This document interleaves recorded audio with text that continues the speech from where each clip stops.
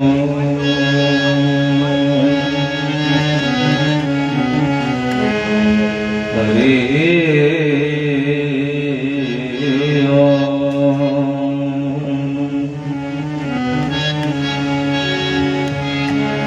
गणेशाय नमः। श्री सरस्वते नमः।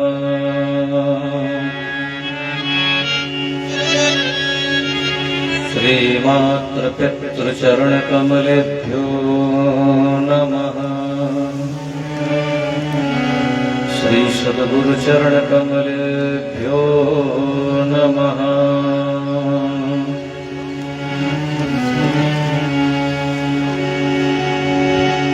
कृष्णाय वासुदेवाय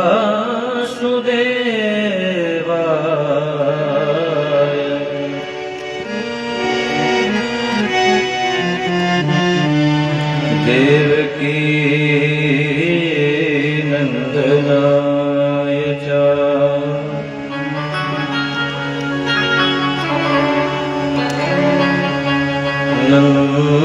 नंदगोप कुमाराय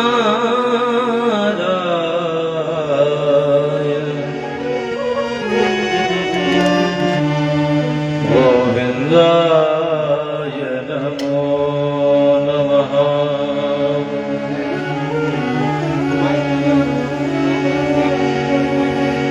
जय त्वं देवी चामुण्डे जय भूतात्हारिणी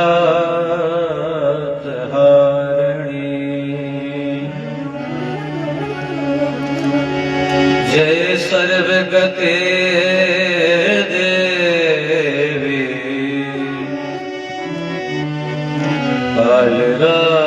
कालरात्रि नमोस्तुते।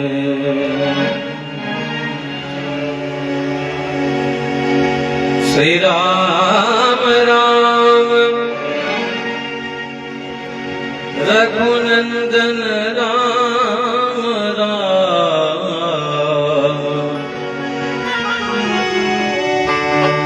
श्री राम राम भरता भज राम राम। श्री राम राम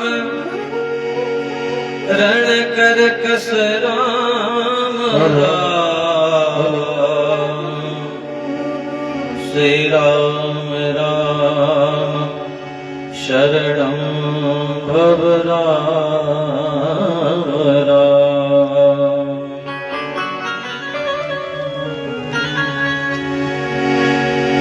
मंदार माला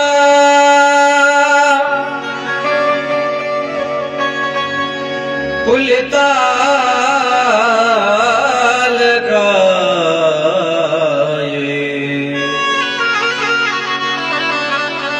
कपाल माला अंकित से गराये।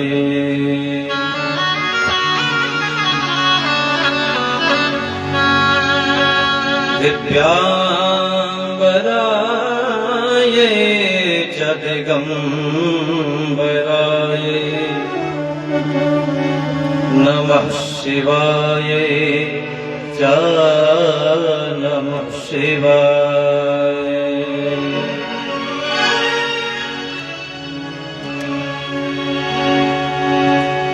जय जय श्री राधा रमण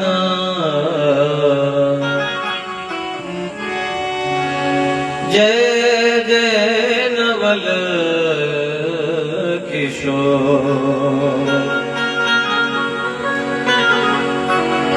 जय गोपी चित चोर प्रभु जय जय माखन चोर।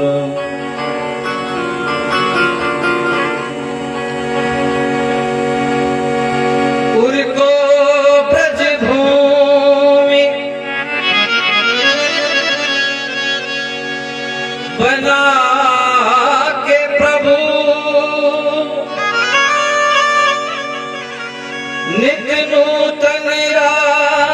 रचाया करो।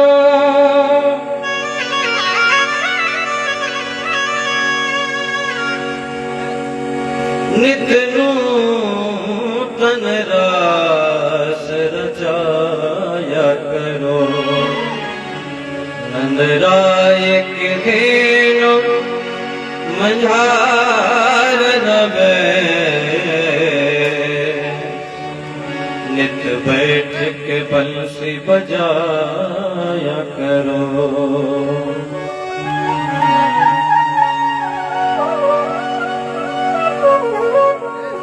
श्री तुलसीदास जुग पद कमल बारंबार मना। गुण गावो सिया राम के श्री हनुमत हो सहाय। बोले ब्रह्मदेव महाराज की जय। भागवत भगवान की जय। परमहंस जी महाराज की जय। वृंदावन बिहारी लाल की जय।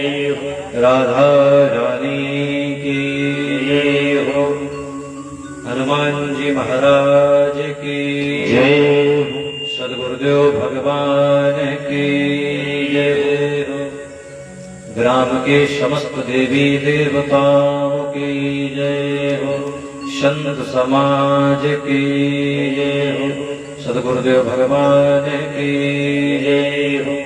जय जय श्री राधेश्याम। नमः पार्वती पते। हर हर हर महादेव। परम मंगलमय स्वरूप परम आदरणीय परम ब्रह्म परमात्मा के दिव्य प्रेम स्वरूप भक्तगण एवं भक्तिमती माताओं, जहां तक ध्वनि यंत्र के माध्यम से आवाज पहुंच रही है, समस्त भक्तों के हृदय में विराजमान उस लीला बिहारी रास बिहारी बाके बिहारी लाल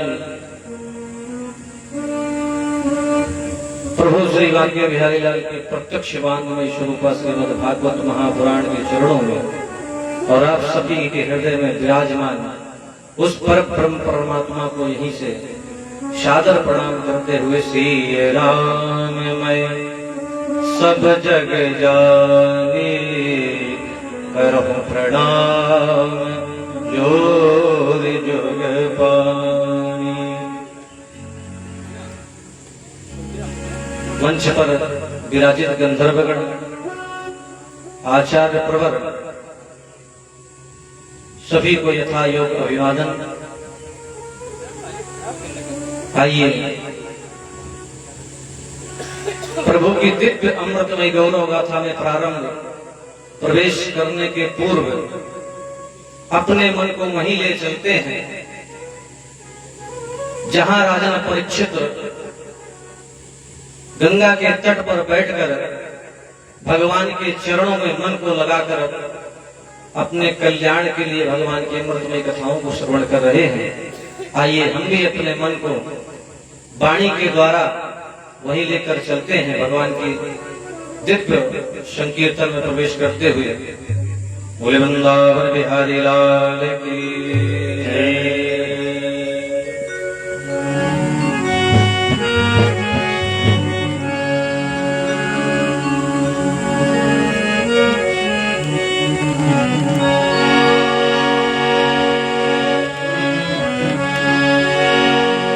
श्री राम जय राम जय जय राम।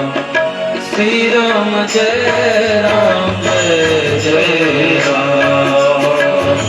श्री राम जय राम जय जय राम। श्री राम जय राम जय जय राम। श्री राम जय राम जय जय राम। बड़े भाव के साथ ताली बजाते हुए आंख को बंद करके देखिए, भाव हमारा ये होना चाहिए कि हम भगवान की कथा में बैठे,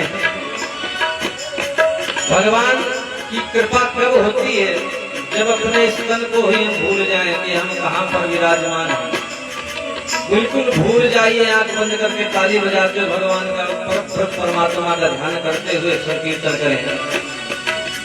श्री राम जय राम जय जय राम, श्री राम जय राम जय जय राम, श्री राम जय राम जय जय राम, श्री राम जय राम जय जय राम, कौशल्या के प्यारे राम, कौशल्या के प्यारे राम।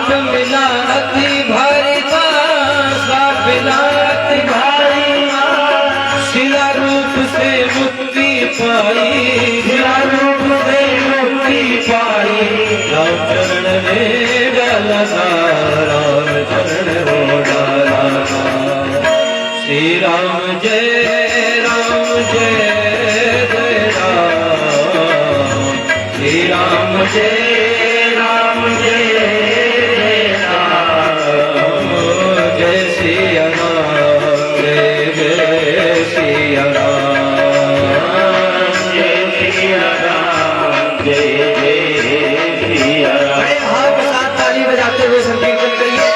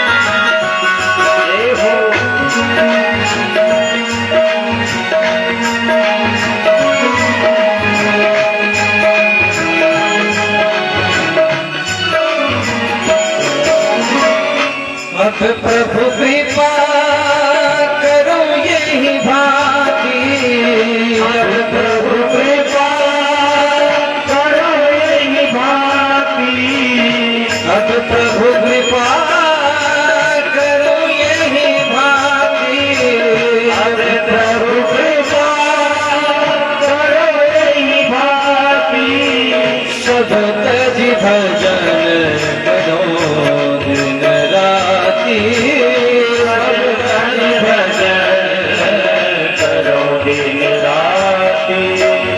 देखिए जब भी भगवान की कथा में जाए तो कीर्तन जरूर करें। अगर कीर्तन नहीं आता तो ताली का सहयोग बिल्कुल करते रहें, क्योंकि भगवान की जहाँ जहाँ पर कथा होती है वहाँ पर पाप जरूर होता है। पाप दूर खड़ा होकर देखता है कि जो भक्त ताली नहीं बजा रहे हैं, भगवान का कीर्तन नहीं कर रहे, बस भक्त पाप उन्हीं के पास आ जाता है। इसीलिए ताली जरूर बजाएं कीर्तन में। हाँ ताली बजाइए दादा, ऐसे नहीं बैठना है बिल्कुल। कथा सुनने आए हो ताली बजाओ बढ़िया, ये बात। अरे जय सिया राम जय जय सिया राम जय सिया राम जय जय सिया राम श्री राम जय राम जय जय राम श्री राम जय राम जय जय राम श्री राम जय राम जय जय राम श्री राम जय राम जय जय राम जय सिया राम जय जय सिया राम जय सिया राम जय जय सिया राम सिया राम जय जय सिया राम जय सिया राम जय जय सिया राम श्री राम जय राम जय जय राम श्री राम जय राम जय जय राम जय जय राम जय जय राम राम जय जय जय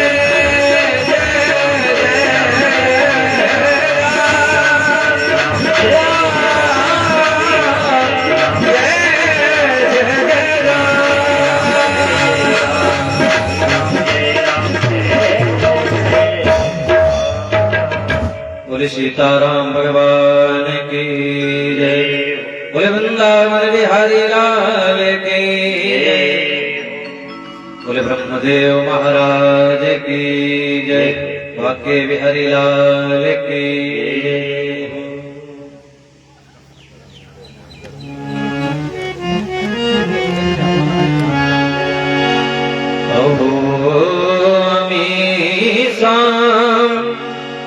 किम कार्य शोभनो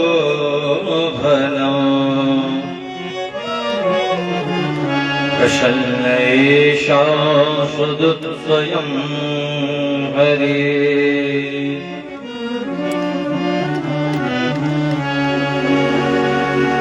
कल की कथा में हम आपने बड़ी ही सुंदर दिव्य अमृतमय कथा का आस्वादन किया।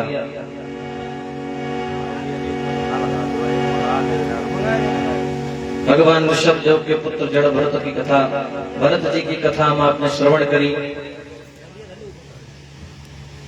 ये वही भरत है जिनके नाम से देश का इस वर्ष का भारतवर्ष नाम पड़ा है।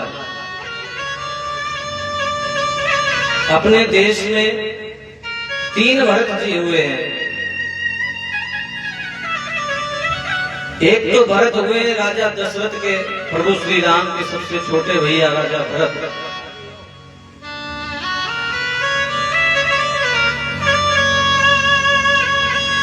और दूसरे हुए हैं शकुंतला भरत, और तीसरे भरत की कथा हम आपने कल श्रवण करी थी, जिन पर भगवान की बड़ी ही कृपा हुई। अपने आप को जड़ मान रखा है, संसार से बिल्कुल विरक्त हो गए, क्योंकि जानते हैं कि अगर संसार में मन लगाया अगर थोड़ा सा भी हमने, तो ये माया हमें नहीं छोड़ेगी। माया के भाव में, माया के बस में आकर हम अपने आप को भूल जाते हैं। इस संसार में आसक्ति रखते हैं, ये मेरा है, वो मेरा है, ये माँ मेरी, ये पत्नी, ये भाई, ये पिता, ये मेरे हैं। लेकिन भरत जी ने यही संदेश दिया कि संसार में रहकर भी भगवान का भजन किया जा सकता है। हम कभी कभी कह देते हैं कि गृहस्थी में रह करके भजन कैसे कर सकें। गृह कारज नाना जल जाला ते अति दुर्गम शैल विशाला।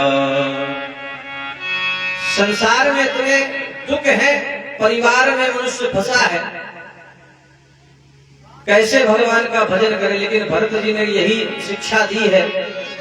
भरत चरित्र से हमें ये शिक्षा मिलती है कि हम कितने भी विद्वान हो, कितने भी जानकार हो, लेकिन सदैव अपने आप को छोटा बनाकर, जड़ बनाकर रखना चाहिए।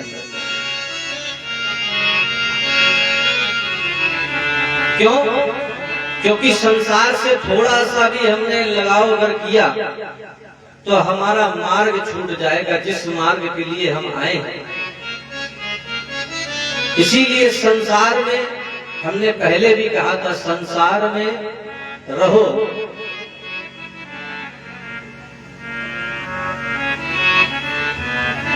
पानी में चलती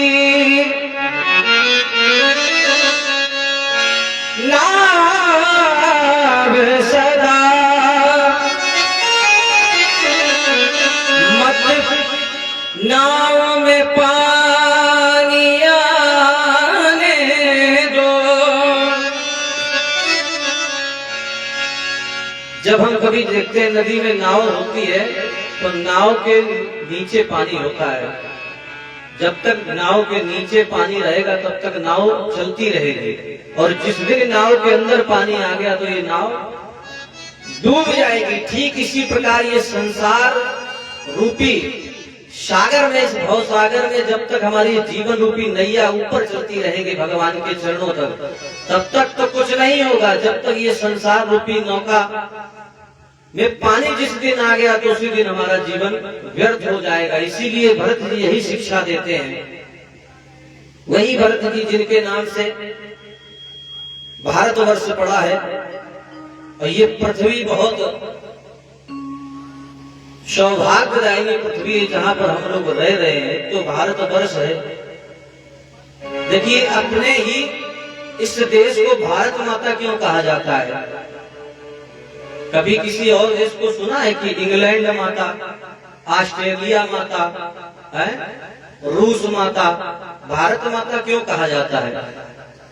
क्योंकि भारत माता जननी है। जननी जन्मभूमिश्च स्वर्गादपि गरीयसी।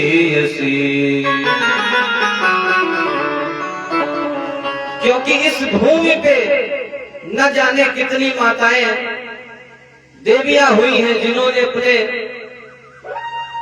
तप बल से, अपने कर्म से इस भूमि का नाम और बढ़ाया है। देवियां देश की, एक भक्त कहता है देवियां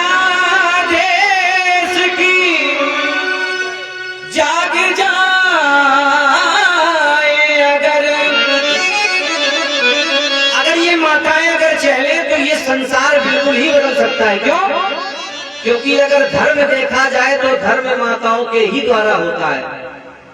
कोई भी आप उत्सव देखिए, कोई भी कथा देखिए, कहीं भी धर्म देखिए, कोई कलश यात्रा देखिए, सबसे पहले हमारी माताएं आगे होती हैं। धर्म इन्हीं के बल पर चल रहा है। धन्य है ऐसी माताएं। देवियां देश की जाग जाए अगर, युग स्वयं ही बदलता चला जाएगा।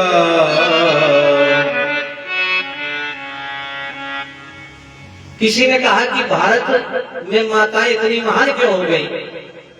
एक बार सभा लगी, विदेश में जाकर के सभी देशों के संत महात्मा, जो धर्म गुरु, हर देश का एक धर्म गुरु होता है, हर देश के धर्म गुरु वहां पर पहुंचे और लाइट ले गए।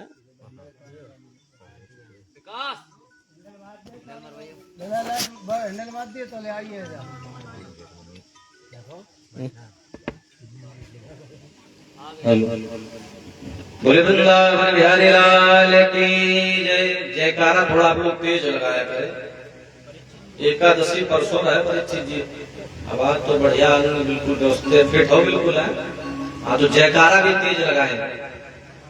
बोले ब्रह्मदेव बाबा की जय। बहुत अच्छे भक्त हैं यहाँ के। तो एक बार सभा लगी, समस्त देशों के धर्म गुरु एकत्रित हुए, सब अपना अपना उपदेश दे रहे हैं, अपने अपने देश की विशेषता बता रहे हैं। कोई कहता है मेरी देश की माता जहाज उड़ा सकती है। कौन? कोई कहता है मेरे देश की माता पानी वाला जहाज चला सकती है। सब अपना अपना बखान कर रहे हैं अपने अपने देश की माताओं की। हमारे देश के, भारतवर्ष के देश के जो धर्म गुरु शांति से आंख बंद करके बैठे सबकी बातें सुन रहे थे। किसी ने पूछा, महाराज आप क्यों नहीं बता रहे कोई विशेषता? महात्मा कहते, ना तो मेरी देश की माता जहाज उड़ा सकती है, ना मेरे देश की माता तोप चला सकती है, ना मेरी देश की माता जल वाला जहाज चला सकती है। तो बोले फिर यहाँ क्या करने आए हैं? बोले ये कुछ भी नहीं कर सकती। बोले लेकिन मेरी देश की माता एक काम बहुत अच्छा करती है। क्या? यमराज के हाथों से अपने पति की जान बचाकर वापस ला सकती, इतनी क्षमता अगर किसी देश में हो तो बताएं। देविया देश की जाग जाए अगर, ये युग स्वयं ही बदलता चला जाएगा। धन्य है ऐसे देश की माताएं, नमन है उनके चरणों में। बहुत सुंदर ये देश है। हम आप सातों द्वीप के अंदर रहते हैं। जिस द्वीप में रहते हैं जम्बू द्वीप कहा जाता है। जम्बू द्वीपे भरत खंडे, यही भरत जी हैं जिनके नाम से भारतवर्ष पड़ा है। जम्बू द्वीपे भरत खंडे आर्यावर्तैक देशांतर्गते। जम्बू द्वीप पे हम रहते हैं। 9 खंड है, अजनाब खंड।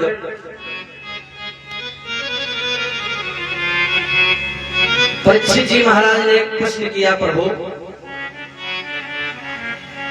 बहुत सुंदर आपने कथा को श्रवण कराया। सुखदेव भगवान कहते हैं, राजन व्यास जी ने 28 नरकों का वर्णन किया है। जो भी मनुष्य इस संसार में रह करके पाप करता है, कौन कौन से पाप करता है, उनके लिए विशेष नरकों की व्यवस्था करी गई है। परीक्षित जी महाराज हाथ जोड़कर कहने लगे, निवेदन कर ले प्रभु, नरका नाम किम देश विशेषा, ये नरक कौन से देश में है और कहां पर है, कृपा करके हमें बतलाने की कृपा करें। सुखदेव भगवान कहते हैं, राजन परीक्षित, दक्षिण दिशा में इस पृथ्वी से लेकर 99,000 योजन दूर एक नगरी है जिसको हम कहते हैं यमपुरी। जैसे ये मृत्यु लोक है वैसे एक यमपुरी है। 28 नरकों का वर्णन किया है। क्यों? क्योंकि जो हम पृथ्वी में रह करके कर्म करते हैं दादा, हमारा जो सत्कर्म होता है, जो हमने अभी तक जितने भी सत्कर्म किए, लोग कहते हैं पंडित जी बहुत हमारा भाग्य खराब है, दुर्भाग्य है, कोई कार्य करते हैं कुछ होते नहीं, कुछ लाभ नहीं मिलता है। क्यों? क्योंकि हमने जो सत्कर्म किए हैं वो सत्कर्म यहाँ पर आने के बाद हमारा सद्भाव लेकर आता है, सद्भाग्य लेकर के आता है। सत्कर्म जो हमने पूर्व जन्म में किए हैं सत्कर्म, वही सत्कर्म हमारे इस जीवन में सद्भाग्य लेकर के आता है। कभी कभी देखते हो कि धनवान पुरुष हर ऐश्वर्य है उसके पास, क्यों? उन्होंने सत्कर्म किए इसलिए उनको सद्भाग्य की प्राप्ति हुई है। अब बोले दुर्भाग्य, बोले जो हमने दुष्कर्म किए हैं ये उसके लिए ये दुर्भाग्य लेकर आए हैं हम यहाँ पर। अवश्यमेव भोक्तव्यम् कृतं कर्म शुभाशुभम्। हम आप कह देते हैं कि जब तक जिंदा है तब तक खाओ, खूब घी ले लेके पियो, उधार लेके खाओ, मरने के बाद कौन देखता है। मरने के बाद भी इस आत्मा को कष्ट भोगना पड़ता है। जो आपने कर्म किए हैं अच्छे या बुरे, उनको आपको भोगना ही पड़ेगा, चाहे आप 1 नहीं 10 जन्म ले लें। कृतम कर्म शुभाशुभम् न भोक्तव्यो क्षीयते कर्म कल्पिकोटि सतैरपि। चाहे करोड़ों कल्प तक आप जन्म लेते रहे, मरते रहे, लेकिन आपको कर्म जो किया उसका भोग भोगना ही पड़ेगा। इसीलिए ये कथा हमें सिखाती है कि जीवन में कभी भी हमें कोई पाप, किसी का अनहित, किसी को कष्ट नहीं देना चाहिए। बाबा तुलसी कहते हैं, परहित सरिस धर्म नहीं भाई, परहित सरिस धर्म नहीं भाई, परहित सरिस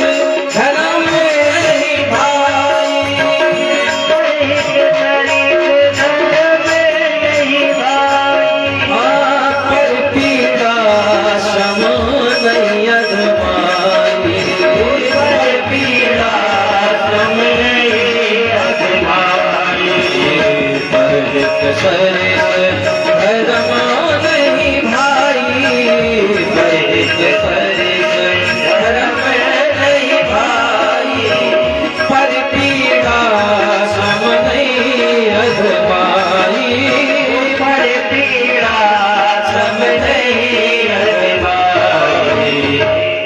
बाबा तुलसी कहते हैं कि परहित सरिस धर्म नहीं भाई। इस संसार में धर्म और धर्म क्या है? केवल दो ही चीजें हैं। आपने अगर किसी को कष्ट दिया है तो इससे बड़ा अधर्म नहीं है, और आपने किसी के साथ अच्छा व्यवहार किया तो इससे बड़ा कोई भी धर्म नहीं संसार में है। सुखदेव भगवान कहते हैं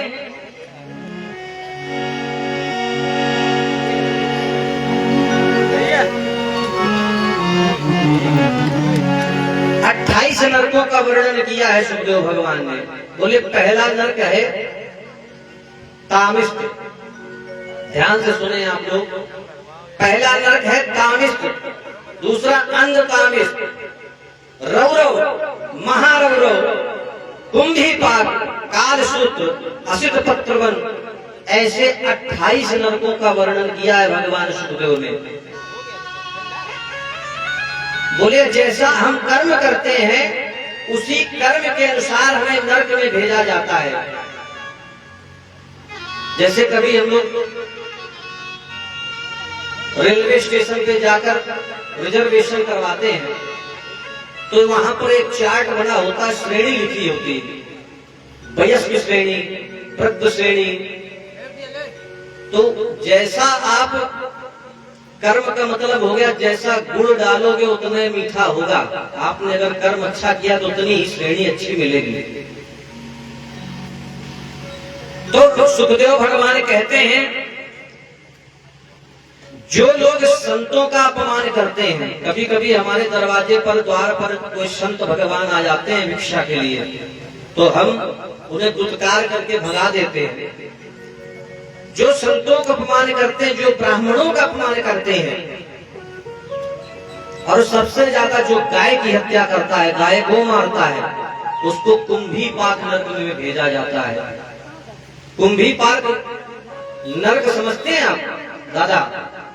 कुंभीपाक नरक ऐसा होता है, वहां पर बहुत बड़ी कढ़ाई एक भट्टी पे रखी होती है। ये अपने घर वाली नहीं जिसमें पकौड़ी तलते हैं हम लोग, इसमें नहीं, वो बहुत बड़ी कढ़ाई होती है। वहां यमदूत, बड़े बड़े यमदूत होते, बड़े बड़े दांत। तो उस कढ़ाई में एक शरीर बनता है, अंगुष्ठ मात्र का सूक्ष्म शरीर जिसको हम कहते हैं, उसको यातना झेलनी पड़ती है। उस शरीर को हम यातना शरीर कहते हैं। कभी कभी हम लोग चर्चा करते हैं कि जिंदा है तब तक करो, बाद में मरने के बाद कौन देखता है? कोई नहीं देखता। तुमने जो किया है वो तुमको ही भोगना पड़ेगा। तो बड़ी बड़ी कढ़ाई में यमदूत क्या करते हैं कि इस मनुष्य को लेकर जाते हैं, जो पापी मनुष्य जिन्होंने ब्राह्मणों और संतों का गाय की हत्या, गाय को मारा है, उनको उस खौलते हुए तेल में उस शरीर को डाल दिया जाता है और इतने हजार वर्षों तक उसको तला जाता है, बिल्कुल खाल छिल जाती है, वहां कुछ नहीं कह सकते हो। और हजारों वर्षों के बाद उस शरीर को निकाल करके बाहर निकालते हैं। तो दूसरा नरक है असित पत्रवन। उस असित पत्रवन में तीक्ष्ण पत्ते लगे हुए हैं। उस शरीर में यमदूत क्या करते हैं, नाक में छल्ला डाल करके बांध करके घसीटते हैं। इतना घसीटते हैं, हजारों योजन दूर तक घसीटते हुए चले जाते हैं। वो पत्ते जिस समय शरीर में जली हुई खाल में लगते हैं तो बहुत कष्ट होता है। तब पता चलता है कि हमने जीवन में कितना अन्याय पाप किया है। निर्जीव जीवों की हमने इतनी हत्याएं की है। हमने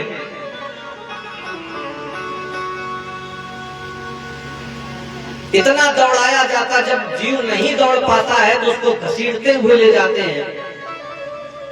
तब पता चलता है कि हमने जीवन में क्या किया, क्या नहीं किया है।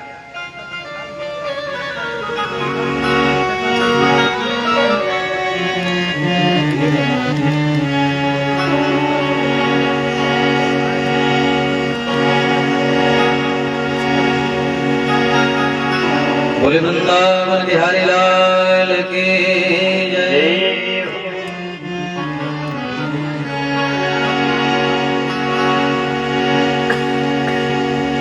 एक भाव हमारे बहुत ही सुंदर राम कथा के प्रवक्ता हुए आचार्य श्री राजेश्वरानंद जी, उन्होंने बहुत सुंदर भाव दिया है। इस शरीर को हम एक कर्म की तरह देख सकते हैं कि जो हमने कर्म किया है वो हमारा कर्म कैसा है। जिन्हें तुम प्यार करते हो, मानो मोह में पड़ा रहता है कि ये मेरा भाई है, ये मेरी माँ है, ये मेरी बहन है, ये मेरी पत्नी है, ये मेरा बेटा है, लेकिन कोई किसी का नहीं है। यहाँ पर आंखों के पर्दे गिरते ही सबके नाते छूट जाते हैं। जिस समय ये आंखों के पर्दे, ये पुतली आंख बंद होती है, समस्त नाते ही खत्म हो जाते हैं। जिन्हें तुम प्यार करते हो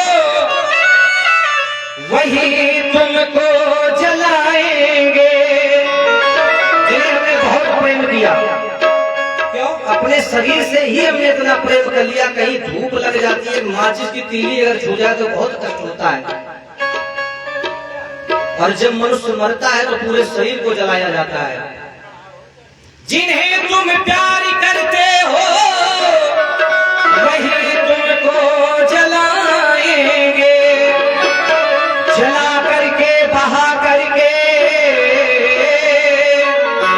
घर वापस लौट आएंगे। नहीं कहते कि ये मेरे पिताजी हैं, ये मेरे बाबा हैं, मेरे बाद क्या होगा? मेरे बाद वही होगा जो होता चला आया है। ये संसार है, संसरति इति संसारा, जो निरंतर सरक रहा है, इसी का नाम संसार है। जला करके बहा करके घर वापस लौट आएंगे। और क्या करेंगे? मिलके सब तेरी दौलत बांट लेंगे। मरने के बाद तेरे ये कपड़े उतार लेंगे। किस बात का हमें अभिमान है? ये देह का अभिमान हमें कि ये मेरी देह है, ये सुंदर देह, ये शरीर का अभिमान। किस बात का अभिमान बताएं? कुछ भी नहीं रह सकता यहाँ पर। जो कुछ भी है सब नाशवान है।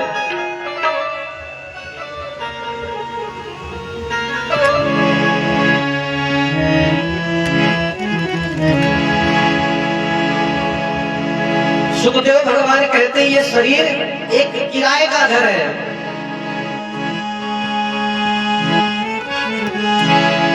अरे रे मल मुसाफिर ये निकलना पड़ेगा। ये काया नगर खाली करना पड़ेगा। देखिए हम लोग यहाँ पर किराए पर आए हैं, चाहे हम हो चाहे आप हो। जो आया है उसको जाना पड़ेगा, ये निश्चित है। एक बार जन्म तो टल सकता है लेकिन मृत्यु अटल है, मृत्यु नहीं टल सकती है। जो आया है सो जाएगा, राजा रंग फकीर। बस फर्क क्या है? कोई सिंहासन चढ़ चला, कोई बंधे जात जंजीर। रे मल मुसाफिर निकलना पड़ेगा। तीसरा है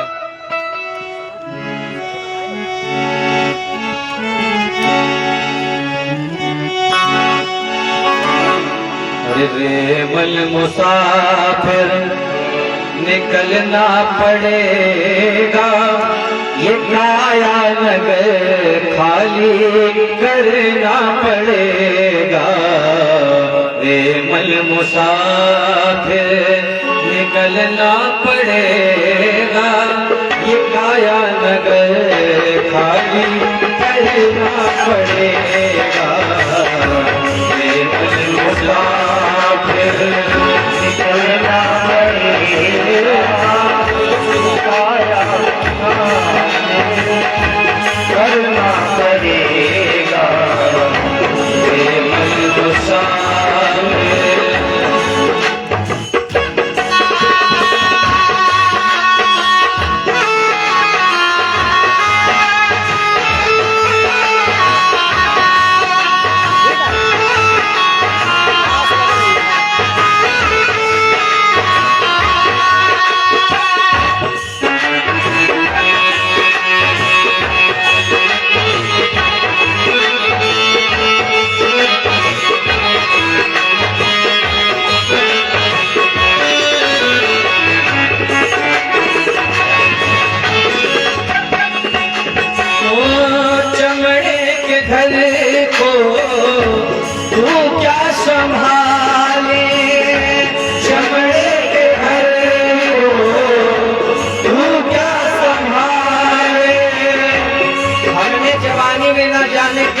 शरीर का ध्यान दिया, इतना मेकअप किया, इतनी क्रीम लगाई, ब्यूटी पार्लर भी गए, लेकिन वो क्षमता ब्यूटी पार्लर और मेकअप में भी नहीं है जो शरीर को, इस चमड़े को सार्थक हमेशा के लिए अमर कर सके।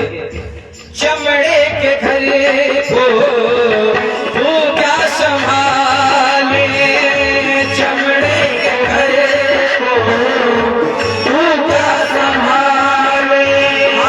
कमरे का मालिक तुझको निकाले, कमरे का मालिक तुझको निकाले। जिस दिन भी अगर कमरे का किराया, हम संसार में रहते हैं किराए पर, जिस दिन भी अगर 1 तारीख से ऊपर 5 तारीख हो गई तो मकान मालिक निकाल के बाहर कर देगा।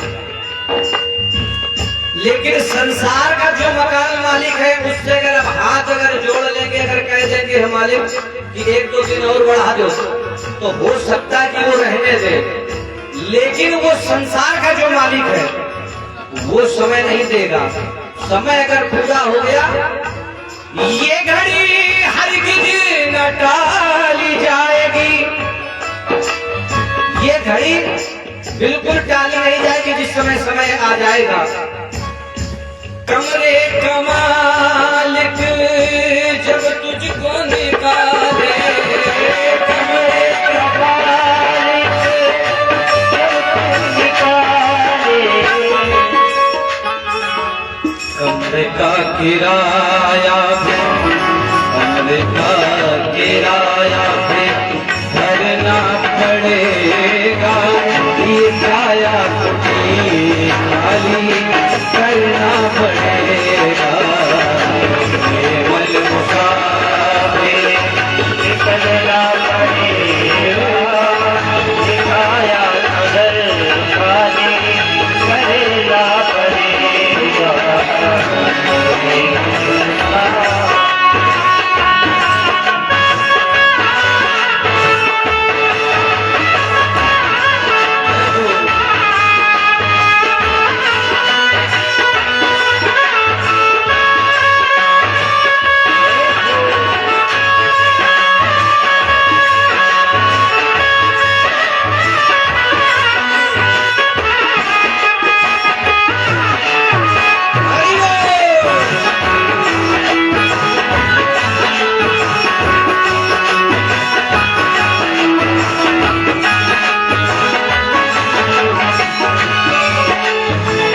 जब आएगा नोटिस जमानत न होगी, आएगा नोटिस जमानत न होगी। जिस समय वकील का पत्र आता है ना वहां से, कोर्ट से, तो यहाँ पैसा भर के जमानत भी ले सकते हैं।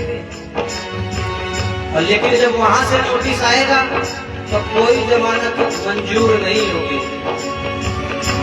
आएगा नोटिस जमानत न होगी, आएगा नोटिस जमानत न होगी। तेरे पास कुछ भी अमानत न होगी, तेरे पास कुछ भी अमानत न होगी, तेरे पास कुछ भी अमानत न होगी। होके कैद तुझे चलना पड़ेगा, होके कैद तुझे चलना पड़ेगा। किफाया तेरी खाली करना पड़ेगा, निकलना पड़ेगा। किफाया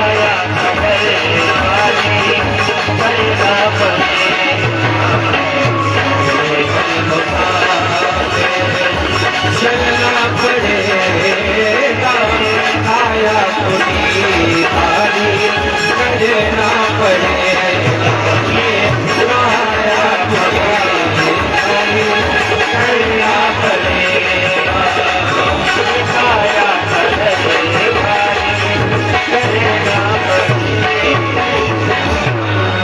इसीलिए हम ये कहते हैं कि हम केवल इतना ही बताने आए हैं। देखो हम भी आए तो 7 दिन के लिए आए हैं। 7 दिन के बाद अभी तो आप देख रहे हो पंडित जी कथा बोल रहे हैं, तो पंडित जी राम राम जैसे राधे राधे। 7 दिन के बाद कोई नहीं पहचाने, सब अपने अपने में लग जाएंगे। अच्छा 7 दिन के पहले जब हम आए थे तब भी नहीं कोई जानता था, कोई परिचय नहीं था।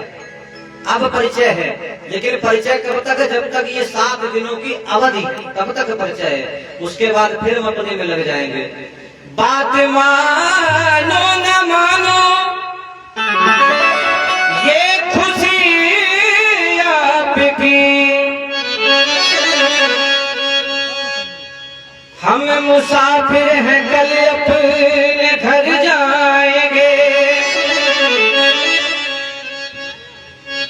यही समझा रहे हैं आज महाराज सुखदेव भगवान। 28 नरकों का वर्णन किया है कि अगर हमने संतों का अपमान किया है, ब्राह्मणों का अपमान किया है, अगर गाय की हत्या की है, गाय को मारा है, या किसी भी जीव को हमने परेशान किया है, तो हमें कुंभी पाक नरक में जाना पड़ेगा। जैसे कढ़ैया में हम लोग बढ़िया नहीं कह देते हैं आज पानी वर्षा बढ़िया, मौसम बढ़िया, पकौड़े तल लो, ऐसे यमदूत भी करते हैं। यहाँ से जब बांध कर ले जाते हैं तो इकट्ठा वहाँ काल कोठरी में रखते हैं। उनका भी जब मन होता है ना तो कहते हैं आज पकौड़े तलो बढ़िया, तो बड़ी सी कढ़ाई में डाल के हमको तल दिया जाता है।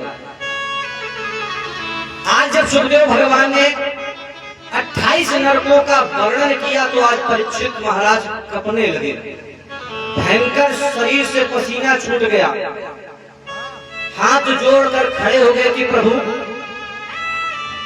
जब संतों का अपमान करने से, ब्राह्मणों का अपमान करने से इतने बड़े घोर नरक में जाना पड़ेगा, तो मैंने तो बहुत बड़ा अपमान किया है। बोले क्या? बोले मैंने भी एक महात्मा का अपमान किया है, मेरा क्या होगा? सुखदेव भगवान कहते हैं कि जो भगवान की कथा को सुनता है, भगवान के नाम को गाता है, उसको नरक में नहीं जाना पड़ता है। परीक्षित महाराज कहते हैं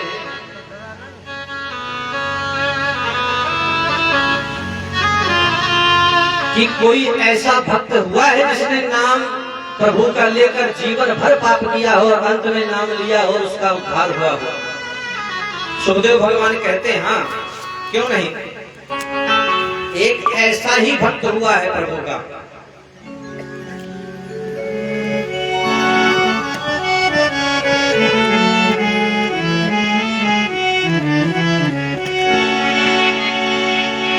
कान कुब्जे दुजा कशित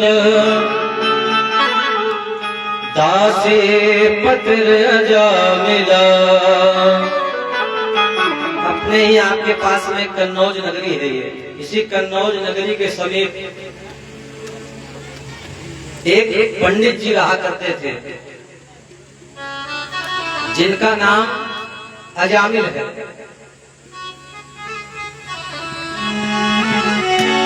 कान कुचे दुजा घसे दासे पत्र अजामिला नाना नष्ट सदाचारो दास्या संसर्ग दूषिता। अजामिल पंडित जी इतना पूजा पाठ करते हैं, भगवान की कथाएं किया करते हैं, अपने जीवन का ज्यादा से ज्यादा समय भगवान के भजन में दिया करते हैं। प्रातः काल उठते हैं, ब्रह्म मुहूर्त में जागकर स्नान करते हैं, प्रभु का ध्यान करते हैं, पूजा पाठ करते हैं।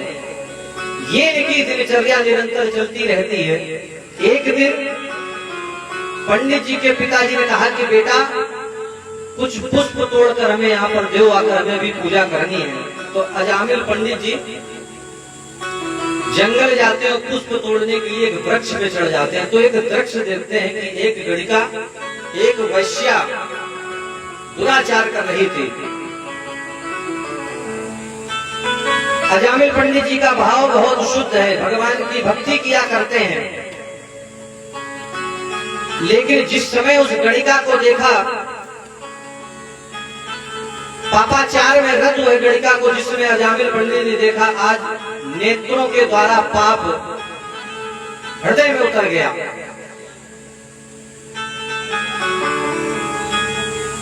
पंडित जी दूसरे दिन फिर उस गणिका के पास गए और कहा मुझसे विवाह कर लो। उसने मना कर दिया कि आप एक आचार्य हैं, एक ब्राह्मण हैं, आपको ये शोभा नहीं देता है। पंडित जी ने कहा शोभा दे या न दे हमें इससे मतलब नहीं है, हमें आपसे ही विवाह करना है। मन बिगड़ गया।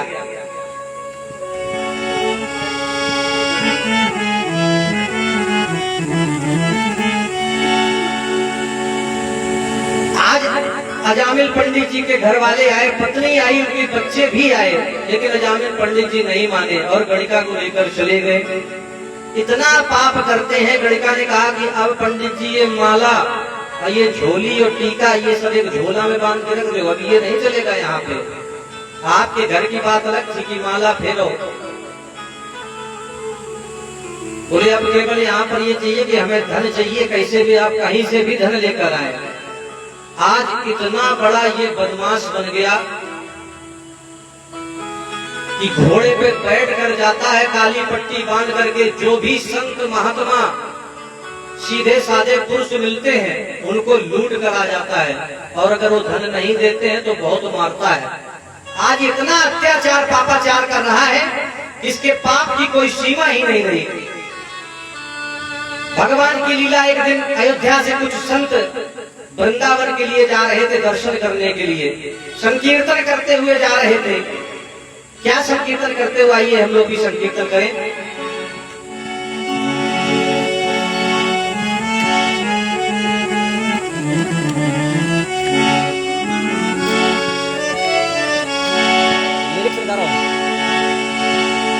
निर्बल हो कर कोई जब तुम्हें पुकारा है, भगवान की गुणानुवादों का गुणगान करते हुए, कीर्तन करते हुए जा रहे हैं। निर्बल हो करके कोई जब तुम्हें पुकारा है, फिर कौन बिगाड़ करे मेरा राम सहारा है। निर्बल हो कर कोई जब तुम्हें पुकारा है, निर्बल हो कोई जब तुम्हें पुकारा है, फिर कौन बिगाड़े तेरा राम सहारा है।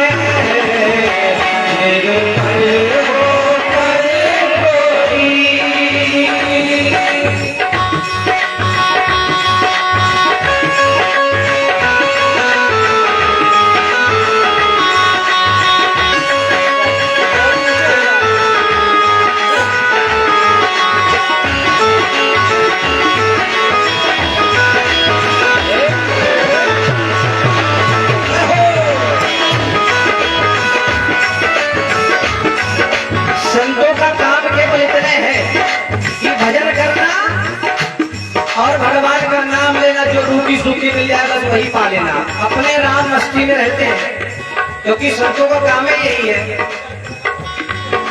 कोई राम राम कहता, कोई शिव शिव गाता है, कोई राम राम कहता, कोई शिव शिव गाता है। कोई राम राम कहता तो कोई शिव शिव गाता है। भगवान कहते हैं, देखिए सनातन धर्म में ये बहुत अच्छी व्यवस्था है।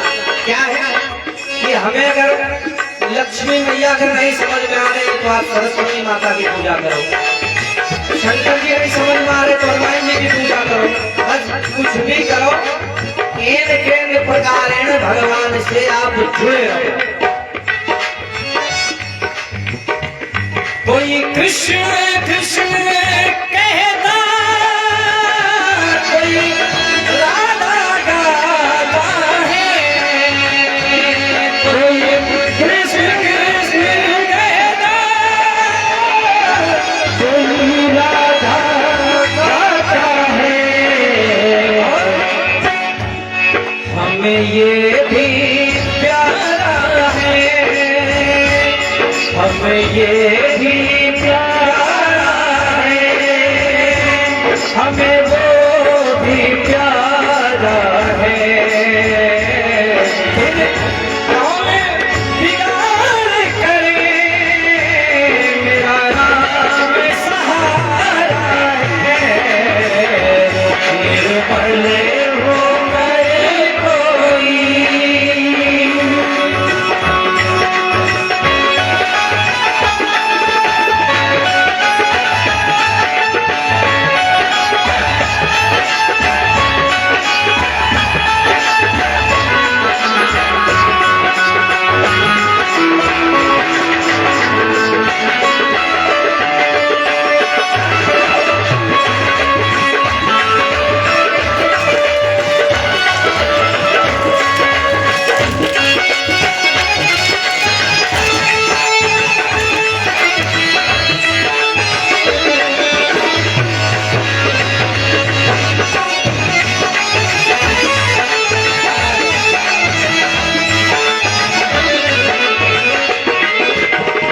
सीताराम भगवान की जय।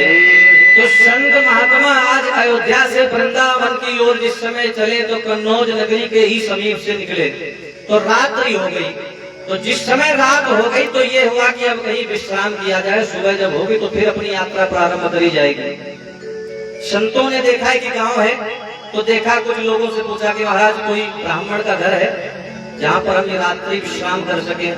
तो गांव में दो चार लोग ऐसे हो जाते हैं जो मजाक कर देते हैं। बोले हाँ, गांव के उस तरफ आप जब जाओगे तो बहुत अच्छे कुलीन ब्राह्मण पंडित जी हैं, बोले आप उनके यहाँ चले जाओ, बिल्कुल अच्छा विश्राम आपको मिलेगा वहां पर। संत बोले ठीक है। पहुंचे वहां पर, संतों ने सीताराम सीताराम कोई है घर में? तो अजामिल तो अपनी नित्य की नौकरी पे गया था, वो चोरी करने के लिए। गणिका बाहर निकली, प्रणाम किया गणिका ने, महाराज स्वागतम ते महाभाग, इदम किम कर्मामिते। बोले महाराज आप शायद रास्ता भटक गए हैं। बोले क्यों? बोले ये आपके लायक जगह उचित नहीं है। बोले क्यों? बोले हम एक गणिका है, दूषित घर है ये। संतों ने कहा, बजाते रहोगे थोड़ा। संतों ने कहा कि हम आज की रात्रि हमें बाहर यही विश्राम करने दो और हम सुबह होते ही चले जाएंगे। गणिका ने कहा मेरा पति बहुत खराब है, अगर आपको देख लिया तो आपको छोड़ेगा नहीं महाराज। बोले क्यों? बोले बहुत बड़ा डाकू है, संतों को देखते ही बिल्कुल क्रोध में आ जाते हैं। बोले कुछ भी नहीं होगा, हम रात्रि विश्राम बाहर करते हैं देवी। आज गणिका ने सोचा कि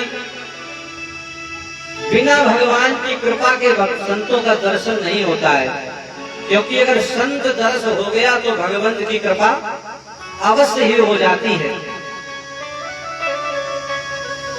आज उस संतों ने अपना डेरा जमा लिया, मैया ने आटा दिया, उन्होंने अपना भोजन प्रसादी बनाई बाहर बैठ करके और भगवान का नाम लेते हुए भगवान को भोग लगाया। तुदियम वस्तु गोविंदो तुभ्यमेव समर्पये ग्रहाण सुमुखो भूत्वा प्रसीद परमेश्वरो। जिस समय महात्माओं ने भोग लगाया तो प्रसाद के रूप में परिणित हो गया। देखिए कितना भी दूषित सामग्री कोई भी हो, अगर हम भगवान को समर्पित करके उसको प्रयोग करते हो तो उसमें कोई दोष नहीं रहता है।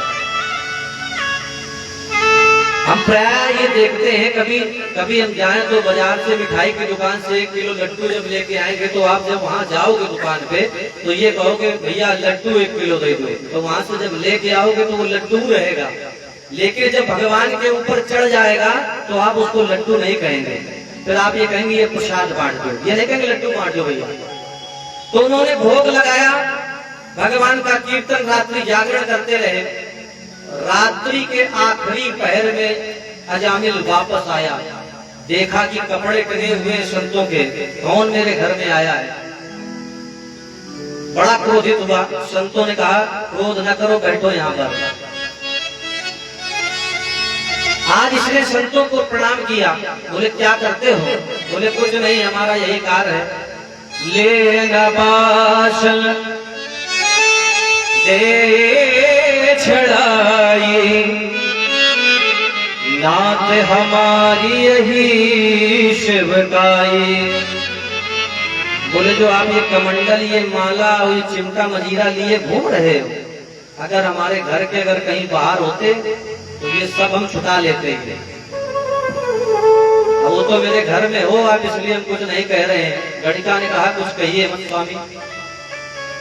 रात्रि विश्राम किया संतों ने, अजामिल दिन सोता रहा। गणिका से पूछा कि भगवान की पूजा किया करो, उससे भी कुछ करवाओ। संतों ने देखा, बोले तुम कितने पुत्र हैं? बोले मेरे 9 पुत्र हैं। और बोले 10वें की तैयारी चल रही है। बोले 10वें की तैयारी, सबके पुत्रों के नाम क्या? तो बोले किसी का टिल्लू, पप्पू, टिंकू, हिंकू, ये सब बताए ना। बोले अब जो पुत्र अगर हो जाए तो उस पुत्र का नाम, क्योंकि मैंने रात्रि विश्राम यहाँ पर किया है, संतों का कार्य, हमने तुम्हारा भोजन भी ग्रहण किया है, तो हम चाहते हैं कुछ ना कुछ तुम्हारा कल्याण हो जाए, तो आप इतना कर देना कि उस पुत्र का नाम नारायण रख देना। अजामिल आया, बहुत क्रोधित हुआ, लेकिन शांत हो गया। गणिका ने मना किया। आज संत सब चले गए राम राम करते हुए। आज जब 10वीं संतान हुई है तो उसका नाम नारायण रख दिया गया। संतों के कहने के आधार पर उसका नाम नारायण रखा गया। आज अजामिल क्या करता है कि जिस समय बाहर से कहीं से आता तो कहता नारायण पानी दो आकर, नारायण कपड़े उठा कर दो आकर, नारायण भोजन लाओ। मतलब दिन भर में जो भगवान से इतना विरोध मानता था, आज वो पूरे दिन भर में एक माला पूरी कर देता है नारायण नाम की। तो जब नारायण नारायण कहता है,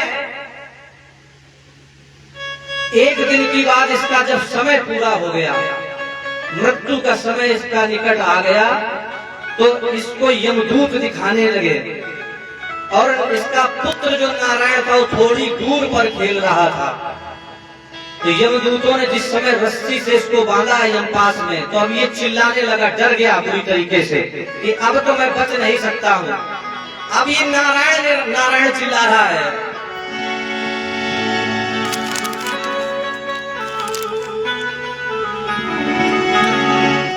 कह रहा है ओ नारायण, ओ नारायण।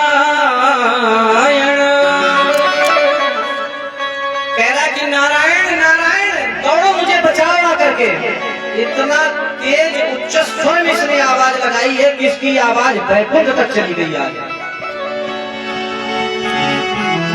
और कह रहा है अपने पुत्र से, कह रहा है पुत्र से, लेकिन भगवान के पास तक उसकी आवाज पहुंच गई है। यह काले काले काले दूत मुझको ये डर पाते हैं। मेरा बेटा, ये काले काले काल दूत मुझको डरवा रहे हैं, तुम जल्दी मुझे बचाओ आकर। यह काले काले काल दूत हाँ हाँ मुझको डर पाते हैं। और ओ नारायण ले बचा मुझे, यह मुझको पकड़े जाते हैं।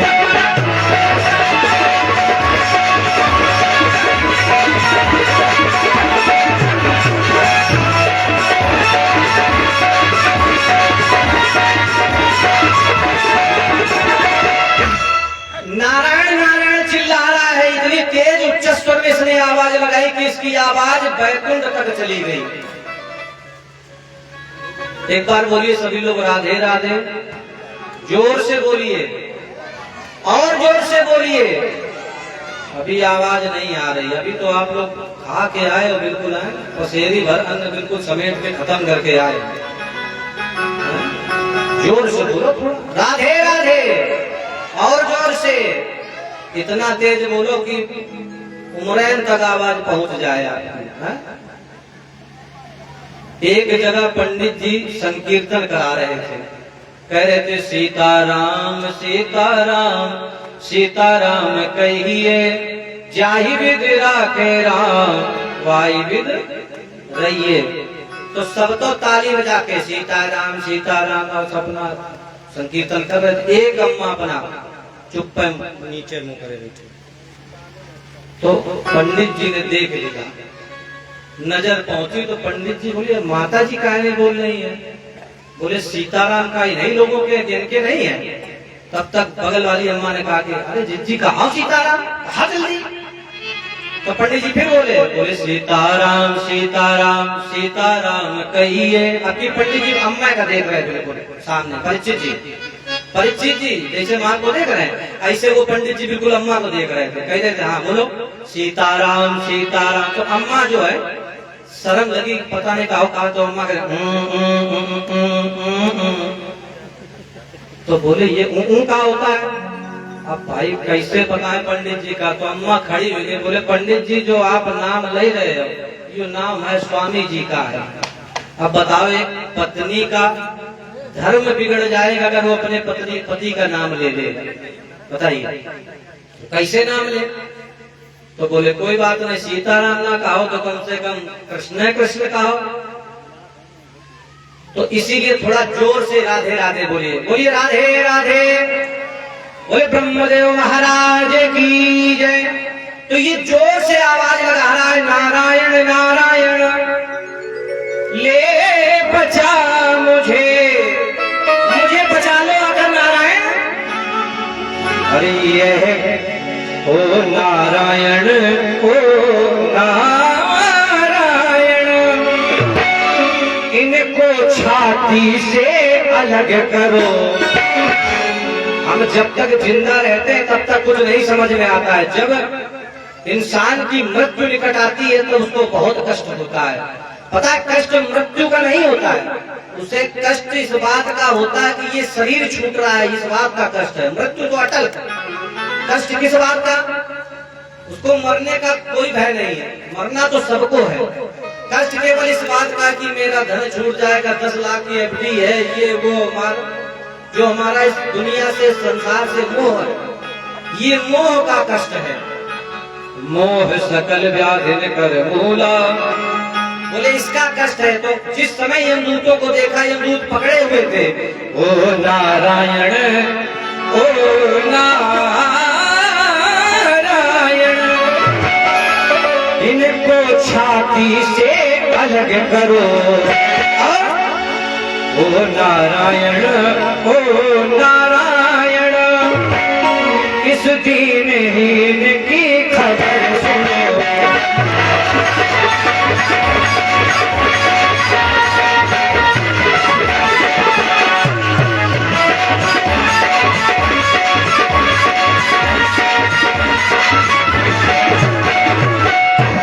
आज जिस समय नारायण नारायण कहा तो चलाओ भाई जनरेटर। तो लाइट चली। नारायण के नाम से लाइट चली। अपना क्या होना है?